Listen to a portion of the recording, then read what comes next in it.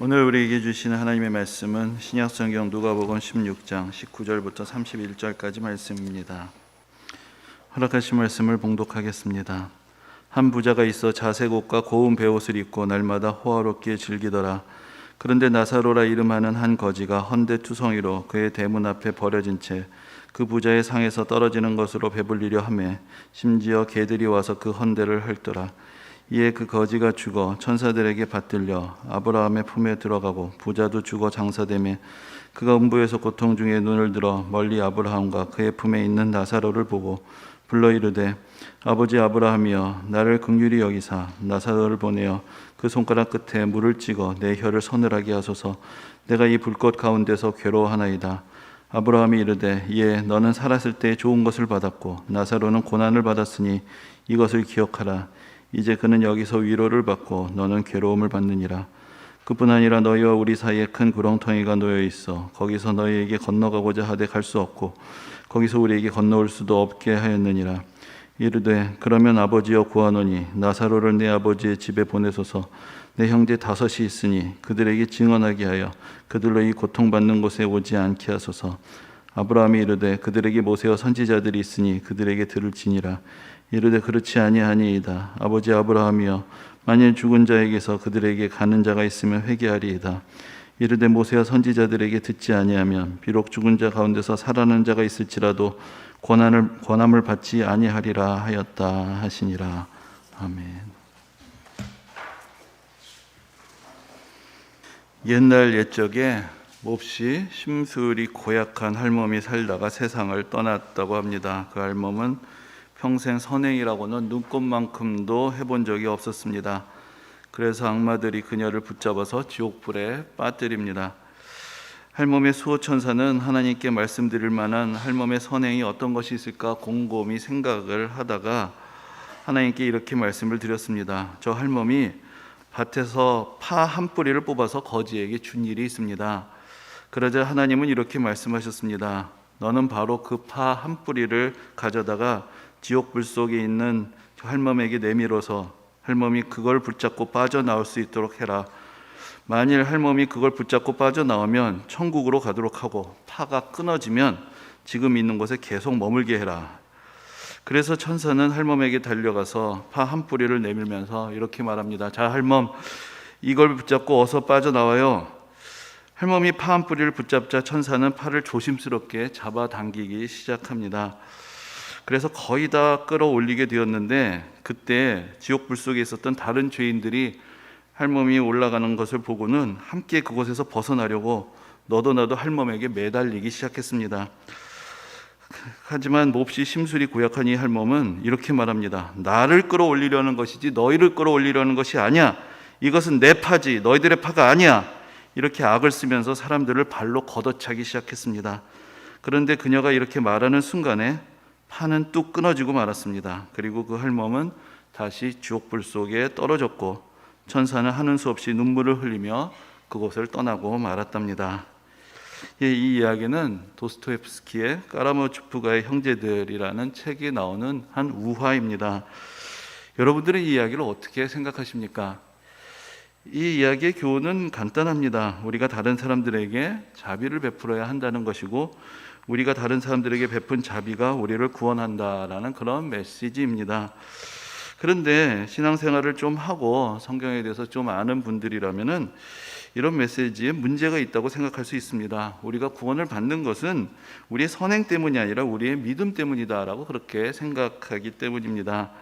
아무리 어떤 선행도 하지 않았더라도 예수만 믿으면 구원을 받고 아무리 착하게 살아도 예수만 믿지 않으면 지옥에 간다는 것이 성경의 가르침이라고 그렇게 생각하기도 합니다.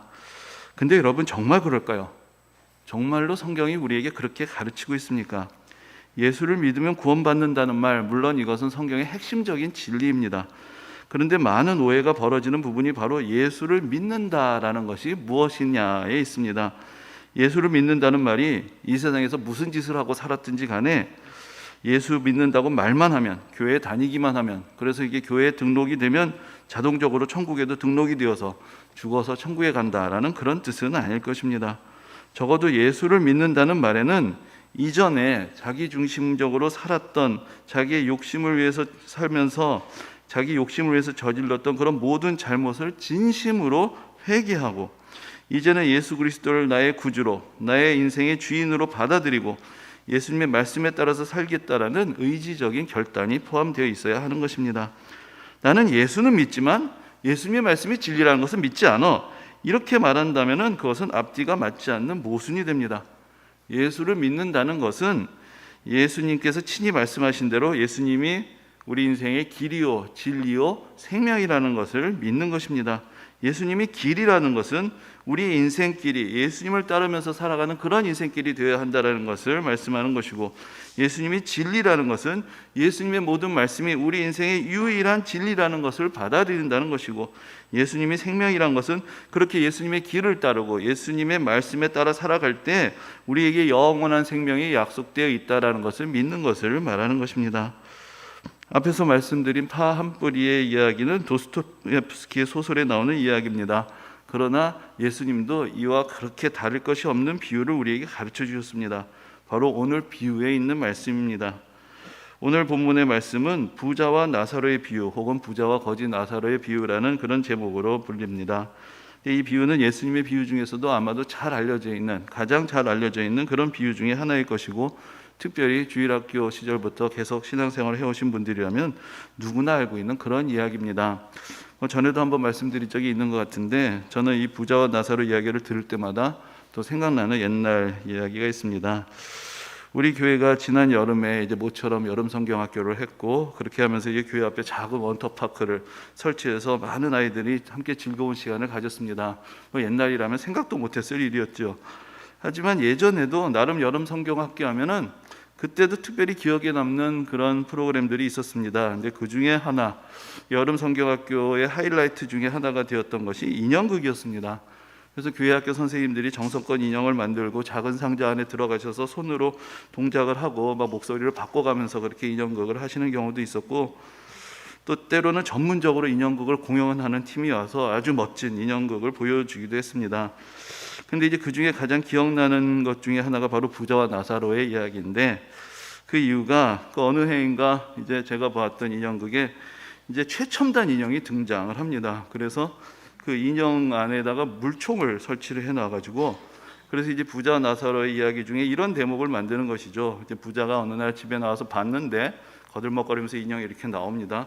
근데 여기 어떤 거지가 누워있는 거 보니까 재수가 없다고 생각하는 것이죠. 야, 이 무슨 거지가 우리 집에 있어, 물러가라 하면서 침을 탁 뱉을 때 이 인형의 입에서 물이 쫙 나가는 겁니다.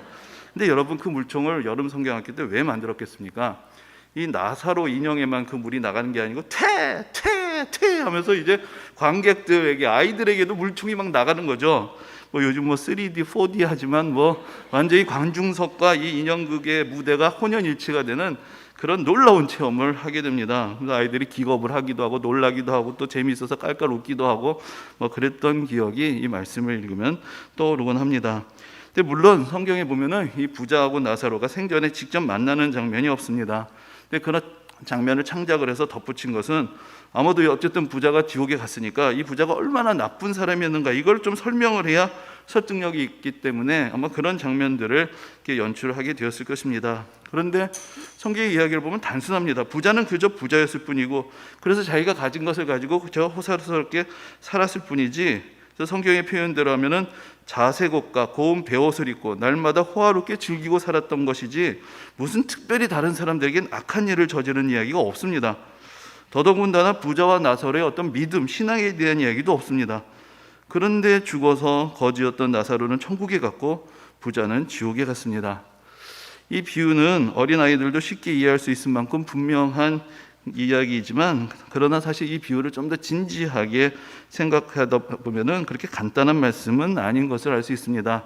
어떤 사람들은 이것은 천국과 지옥에 대한 사실적인 묘사가 아니라 하나의 비유라고 생각을 합니다.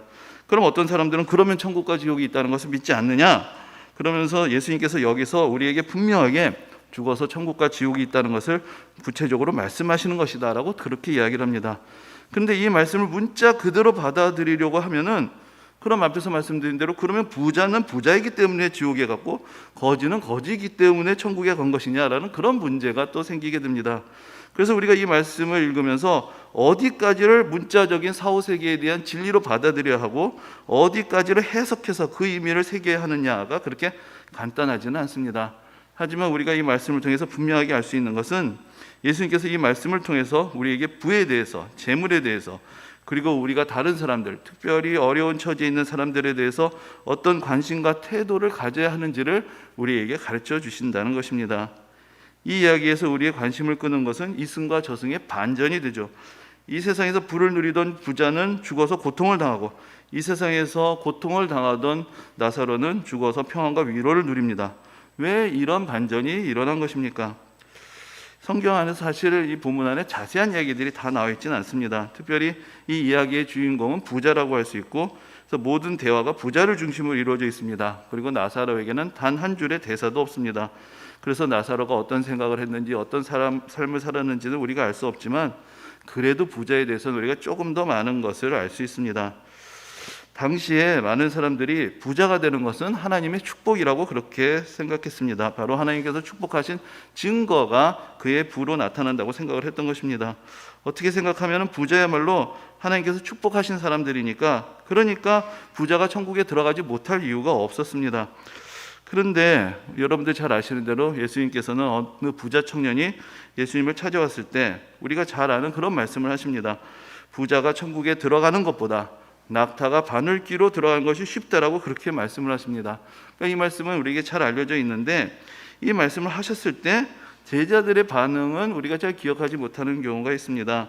그런데 예수님께서 이 말씀을 하셨을 때 제자들이 이렇게 반응합니다. 그러면 누가 구원을 얻을 수 있겠습니까? 부자도 그렇게 천국에 들어가기 어려우면 누가 구원을 받을 수 있겠습니까? 라고 그렇게 반문하는 그런 대목이 성경에 나옵니다. 이것을 보면 예수님의 제자들도 부자는 하나님의 특별한 축복을 받은, 선택받은 사람들이다라는 그런 생각을 하고 있었다라는 것이 드러나는 것입니다. 물론 오늘날에도 그렇게 생각하는 경우가 많습니다. 예로부터 많은 신앙의 간증들이 일종의 성공 스토리가 되는 경우들이 많습니다. 내가 예수를 믿었더니 하나님께서 이렇게 물질적인 축복을 주셨다라는 그런 결론에 이르게 되는 것이죠. 신앙의 결실, 신앙의 증거가 물질적인 축복으로 나타나고 그것이 은혜로운 간증이 되는 경우들이 많습니다. 그러나 우리가 성경을 보고 예수님의 말씀을 복음서 가운데서 찾아보면은 예수님은 누누이 부자가 되려는 마음에 대해서 경고하십니다. 하나님과 재물을 겸하여 섬길 수 없다고도 말씀하셨습니다. 하나님과 재물을 겸하여 섬길 수 없다라는 말씀을 좀 다르게 표현을 해보면, 재물이란 것은 어떠한 것이냐? 우리가 하나님을 섬기면서 하나님께서 우리에게 주신 재물을 사용하는 것이고, 그래서 하나님의 뜻대로 이 재물을 사용해야 되는 것인데, 실제로는 재물을 섬기고 그러면서 신앙의 외양으로 그런 생각들을 포장을 해가지고는 재물을 얻기 위한, 내가 섬기고 내가 사모하는 재물을 얻기 위해서 신앙을 이용하고 하나님을 이용하고자 하는 그런 어리석은 생각들이 우리에게 틈탈 수 있다는 것을 예수님께서는 그런 말씀을 통해서 우리에게 경고하셨던 것입니다. 잠언 22장에 보면은 가난한 자와 부한 자가 함께 살거니와 그 모두를 지으신 이는 여호와시니라라는 그런 말씀이 있습니다. 이 이야기는 가난한 사람이 가난하게 된 것도 하나님께서 하신 일이고 부자가 부자가 된 것도 하나님께서 하신 일이라는 그런 뜻으로 이해할 수 있습니다. 특히나 고대 사회에 있어서 한 사람의 경제적인 수준이란 것은 그 사람의 노력의 결과라기보다는 그의 신분에 의해서 결정이 되고 그가 무엇을 상속했느냐에 의해서 결정되는 경우가 대부분이었습니다. 자신의 노력으로 한 세대 안에서 부를 얻는다는 것은 극소수의 사람들에게 해당되는 그런 이야기였습니다. 그렇기 때문에 더욱이 부자는 부자로 태어나는 것이고 가난한 사람은 가난한 사람으로 태어나는 것이었고, 그러니까 이 모든 것은 하나님께서 하시는 일이다, 이제 그런 생각을 하게 되는 것입니다. 그런 이 말씀은 가난한 자와 부한 자가 함께 살거니와 그 모두를 지으신 이는 여호와시니라라는 이 말씀은 부자도 하나님 아래에 있는 것이고 가난한 사람도 하나님의 관심 안에 있는 것이다라는 그런 뜻도 될 수 있습니다. 부자만 하나님이 생각하시는 것이 아니라 가난한 사람도 하나님께서 지으신 소중한 존재라는 것, 그래서 부자가 다른 사람들을 어떻게 대하는가, 가난한 사람들이 다른 사람들에게 어떤 취급을 받고 있는가를 하나님께서 눈여겨보신다라는 그런 뜻도 되는 것입니다. 하나님께서는 다 각자에게 각기 다른 인생길을 허락하신 것입니다. 부자는 또 부자로서 자기의 부가 하나님께서 자기에게 맡기신 것이라는 것을 깨닫고 겸손해야 하는 것이고, 하나님의 뜻 안에서 바르게 그 재물을 사용해야 하는 것입니다. 가난한 사람도 자기 자신의 인생이 버림받은 저주받은 인생이 아니라 하나님의 특별한 섭리 안에 있는 인생이라는 것을 깨닫고, 자기 인생의 모든 역경을 안에서 낙심하지 말고 포기하지 말고 하나님의 은혜 안에서 좌절하지 않는 그런 새로운 기대, 또 하나님께서 이 모든 것들을 아시고 갚아주신다라는 그 믿음을 가지고 이 세상을 살아가야 함을, 또한 그런 말씀을 통해서 우리에게 교훈을 주고 있는 것입니다. 오늘 본문에 나오는 부자가 어떤 사람이었는가, 그가 죽은 후의 모습을 통해서 우리가 조금은 짐작해 볼 수 있습니다. 오늘 그가 이제 고통 가운데 있는 부자가 또 아브라함과 나오는 여러 이야기가 있는데, 이 부자는 단 한마디도 나사로에게 말을 건네지 않습니다. 별로 나사로를 사람 취급하지 않습니다. 다만 나사로가 아브라함의 품 안에 있는 것을 보면서 아브라함에게 나사로를 시켜서 자기에게 물 한 방울이라도 좀 갖다 주게 하라고 그렇게 이야기합니다. 또 나사로를 시켜서 다시 살려보내서 자기 가족들이 여기 오지 않도록 이야기를 전해달라고 그렇게 청합니다. 이런 모습을 보면은 단적으로 그가 어떤 삶을 살았는가라는 것을 엿볼 수 있습니다. 그는 아직도 지금 사정이 달라졌다는 것을 깨닫지 못합니다.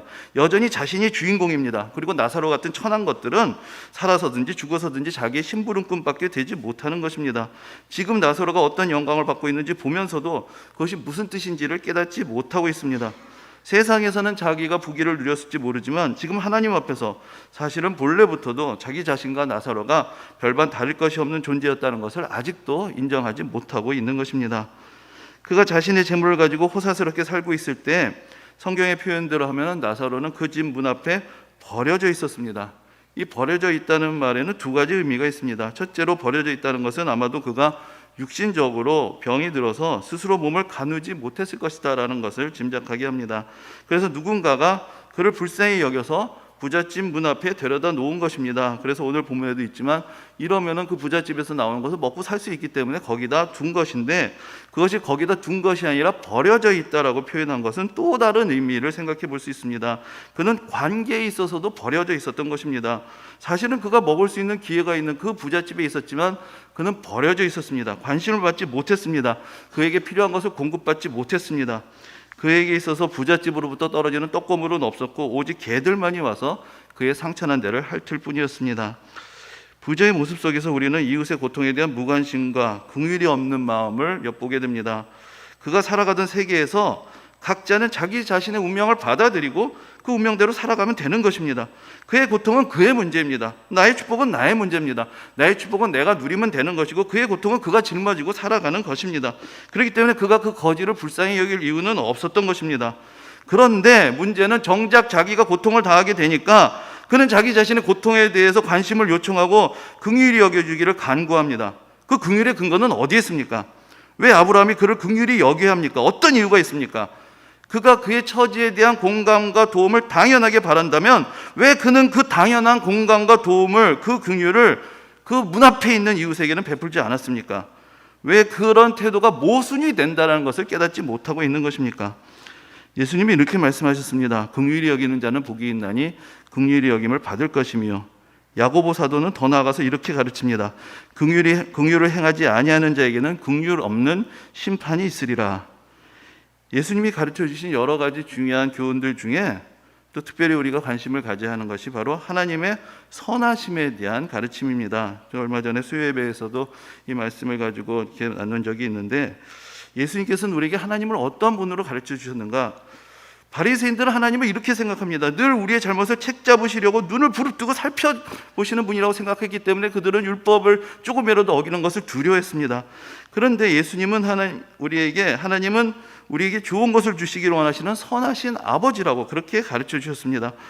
그런데 예수님께서 우리를 긍휼히 여기시는, 모든 사람들에게 자비를 베푸시는 그 선하신 아버지가 계신다는 것을 가르치실 때 그것을 통해서 우리에게 깨우쳐 주시기를 원하시는 것이 있습니다. 그것은 이제 우리에게 선하신 아버지가 계시니까 마음대로 구해서 더 많은 것을 얻고 그렇게 너의 목적을 다 달성하면서 살아라, 그렇게 말씀하시는 것이 아니라, 예수님께서 우리에게 선하신 아버지에 대해서 가르쳐 주실 때마다 그 뒤에 이어서 하시는 말씀이 있습니다. 바로 우리가 그 선하신 아버지, 자비하신 하나님처럼 다른 이들을 불쌍히 여기는 사람이 되어야 한다는 것입니다.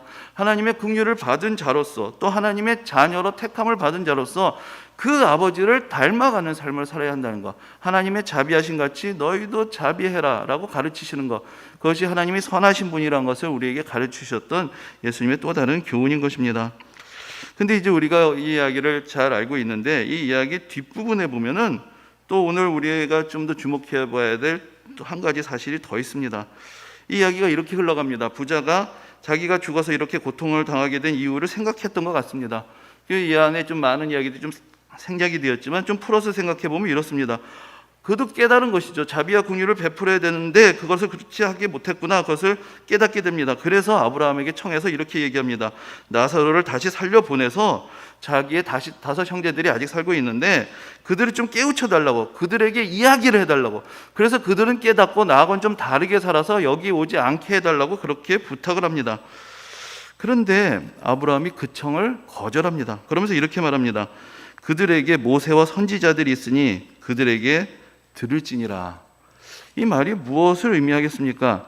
사실은 지금 이 부자의 형제들도 그렇고 이 부자도 그렇고 이미 하나님의 말씀을 전하고 이 세상이 어떤 곳인지 하나님의 뜻이 무엇인지 전하는 사람들이 이미 있었고, 사실은 너도 들었고 그들도 들었다는 것입니다. 분명히 들을 기회가 있었습니다. 다만 그 말씀을 마음에 두지 않았고 심각하게 생각하지 않았다는 것입니다. 부자가 다시 간청합니다. 그렇지 않습니다. 아버지 아브라함이여, 만일 죽은 자에게서 그들에게 가는 자가 있으면 회개하리이다. 이 이야기는 이렇게 얘기할 수 있겠죠. 뭔가 놀라운 일이 벌어지면, 죽은 자가 다시 살아나는 것 같은 그런 기적을 보면 그들이 깨닫고 정신을 차리고 하나님의 뜻을 받아들이고 자비를 베풀고 살게 될 것입니다라는 그런 이야기가 될 것입니다. 그런데 아브라함이 다시 말합니다. 모세와 선지자들에게 듣지 아니하면 비록 죽은 자 가운데서 살아나는 자가 있을지라도 권함을 받지 아니하리라. 이 말씀은 우리에게 참 큰 도전을 주는 그런 말씀이 됩니다. 여기서 죽은 자 가운데서 살아나는 자라는 것이 어떻게 보면 다른 사람들이 주목하기에 충분한 어떤 기적, 그래서 죽었던 나사로가 다시 살아나서 오면 어떻게 된 일이냐, 그러면 나사로가 자기가 보았던 부자에 대해서 이야기를 해주고 그러면서 사람들이 그 이야기를 들을 것이다, 이렇게 이야기를 할 수도 있겠죠. 하지만 또한 그 말씀을 들으면 예수 믿는 우리에게는 죽음에서 부활하신 예수 그리스도를 곧바로 연상을 하게 합니다. 예수님을 우리는 믿고 있습니다. 예수님께서 십자가에서 돌아가시고 부활하신 것을 믿습니다. 그리고 그 예수님을 믿으면 구원을 받는다고 믿습니다.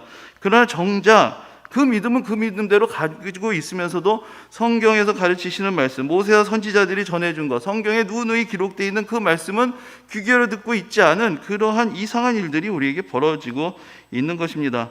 하나님께서는 이미 성경 말씀을 통해서, 구약 성경을 통해서, 신약 성경을 통해서 하나님 뜻이 무엇인지를 가르쳐 주셨습니다. 구약 성경이든 신약 성경이든 모두 하나님을 사랑하고 이웃을 사랑하는 것이 하나님의 뜻이라는 것 우리는 다 들었습니다. 그리고 바로 하나님의 자비하신 같이 우리도 이웃들에게 자비를 베풀어 주는 것이라고 우리에게 가르쳐 주시고 우리도 다 들었습니다. 죽음에서 부활하신 예수 그리스도를 믿고 우리는 그 말씀을 다 들었습니다. 그런데 아브라함이 이야기를 하는 것이죠. 모세와 선지자에게 듣지 않으면 죽은 자가 다시 살아나도 믿지 않을 것이다. 죽은 자가 다시 살아나는 것을 믿어도 모세와 선지자가 가르친 것을 듣지 않고 있다. 사실 그것이 우리에게 직접 주는 교훈의 말씀이고 도전의 말씀이 되는 것입니다. 우리도 마치 부자가 그랬던 것처럼 들어도 못 들은 척합니다. 아니, 듣지 못했다고 생각합니다. 그래서 여전히 우리 눈앞에는 우리의 문제들만이 보이고 우리의 고통만이 보이고 다른 사람들의 고통과 슬픔은 잘 보이지 않는 것입니다. 성경을 읽어도 하나님의 말씀을 깨닫지 못하고 실천하지 못한다면 왜 읽어야 하는 것이고 왜 말씀을 들어야 하는 것이겠습니까? 하나님은 부자를 부자가 되게 하셨습니다. 그리고 그가 가진 것으로 적어도 바로 그 집 문 앞에 있는 고통 가운데 있는 사람을 보고 도울 수 있는 기회를 주셨습니다. 이것이 부의 축복입니다. 하나님의 자비하심을 깨닫고 베풀 수 있는 기회를 주시는 것, 하나님의 자비하심에 동참할 수 있는 그런 기회를 주시는 것, 그래서 하나님의 선하심을 깨닫고 고백하고 실천하고 그렇게 함으로써 그의 이웃도 하나님의 선하심을 경험하게 되고 그래서 하나님의 은혜를 모두가 다 함께 누리게 되는 것, 그것이 선하신 하나님의 뜻이었습니다. 그러나 그는 그 뜻을 저버렸고 하나님께서 주신 것을 자기의 것이라고만 생각했고 그에게 맡겨진 책임과 기회를 잃어버렸던 것입니다. 우리가 늘 다른 이들의 고통에 공감하고 어려운 사람들을 돕는 삶을 사는 것 사실은 쉬운 일이 아닙니다. 때로는 우리에게 그들을 돕지 않고 그들의 삶에 관여하지 않을 충분한 이유가 있다고 생각되기도 합니다. 하지만 우리가 누군가를 사랑하지 않을 이유, 돕지 않을 이유, 긍휼을 베풀지 않을 이유를 굳이 애써서 찾을 필요는 없습니다. 그런 일들은 이미 너무나 자연스럽게 우리의 머릿속에서 이루어집니다. 우리가 해야 될 것은 다만 어떻게 하면 이 우리의 냉정하고 무정한 마음속에 하나님의 사랑과 긍휼의 따뜻한 온기를 채울 수 있을 것인가? 그래서 우리가 조금이라도 다른 이들에게 그 사랑의 온기를 나눠줄 수 있을 것인가? 그것만을 우리는 고민해야 할 뿐입니다.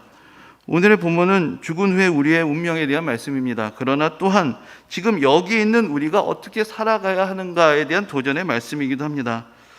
우리가 올해 가을에도 북클럽을 해서 이제 논어를 이렇게 읽기 시작을 했는데, 지난 봄에는 북클럽을 통해서 미로슬라브 볼프라는 신학자의 책인데 베품과 용서라는 책을 같이 읽었습니다.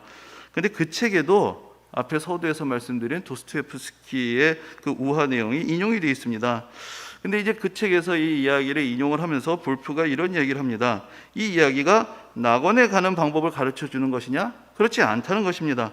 왜냐하면 우리가 믿는 것처럼 천국에 가는 것은 우리 자신의 관대함을 통해서가 아니라 하나님의 관대함을 통해서, 하나님의 은혜를 통해서 가는 것이기 때문에 우리가 여기서 교훈을 우리가 그러니까 파 한 뿌리로는 안 되고 뭐 조금이라도 크게 파 한 다발이라도 우리가 줘야 되는구나, 뭐 이렇게 생각한다면 이 이야기의 메시지를 놓친다는 것이죠. 그러면서 그가 이렇게 이야기합니다. 그 이야기는 낙원에 이르는 방법을 소개한 것이 아니라 지옥을 피하는 방법을 소개한 것이다. 내가 말하는 이 지옥은 우리의 목숨이 다하고 세계 역사가 끝나는 날에 임하는 불의 연못이 아니라 지금 여기에 있는 지옥이다. 그 지옥은 탐심, 이기심, 냉정한 계산, 자만심, 무관심, 배타심 등의 불꽃으로 이루어져 있다. 관대함이 없으면 어떠한 생명도 여기서 살아남을 수 없다. 라고 그렇게 이야기를 합니다. 지옥이 있다는 것을 믿는 사람도 있고 아직 잘 믿지 못하겠다는 분들도 계실 것입니다. 하지만 사실 우리는 이미 이 세상에서부터 지옥을 보고 있고 지옥을 경험하고 있습니다. 그리고 그 지옥은 사실은 인간들이 만들어내고 있는 것입니다. 우리의 무정함이 우리의 마음속에서 이미 지옥을 만들어내고 있고 그러면서 타인의 삶에 고통을 더하고 있습니다. 우리는 우리가 만들어내고 있는 이 세상을 깨닫지 못하면서 그러면서 온통 불만을 더하고 모든 책임에서 벗어나서 그저 원망과 불평 속에서 살아가고 있지는 않습니까? 이 세상에서 지옥을 만들고 있는 사람에게 지옥의 불길이 기다리고 있는 것이고, 이 세상에서 천국을 갖고 가고 있는 사람들에게 천국의 은혜와 위로가 기다리고 있는 것입니다. 여러분들은 지금 이 세상에서 무엇을 보고 계십니까? 여러분들은 어떤 하나님의 음성을 듣고 계십니까? 지금 우리 마음속에 긍휼과 사랑이 자라나고 있다면, 비록 완전하지 못할지라도 그래도 따뜻한 마음의 온기가 우리 가운데 퍼지고 있다면 우리의 미래를 위해서도 하나님의 긍휼과 위로와 사랑의 나라가 예비되어 있을 것입니다. 그러나 지금 우리의 마음속에 선하신 하나님의 긍휼과 자비를 믿지 못하고 그런 것이 어떻게 이 세상에 있는가 불신하며 미움과 시기의 욕심으로 채워가고 있다면 이미 우리의 마음에서부터 지옥은 시작되고 있는 것입니다. 우리에게 오늘 들려주신 말씀에 귀를 기울이며 우리를 긍휼히 여기는 하나님의 은혜와 사랑 안에서 우리도 긍휼과 사랑을 베풀 수 있는 그런 은혜와 축복이 우리 모두에게 함께 하시기를 주님의 이름으로 축원합니다.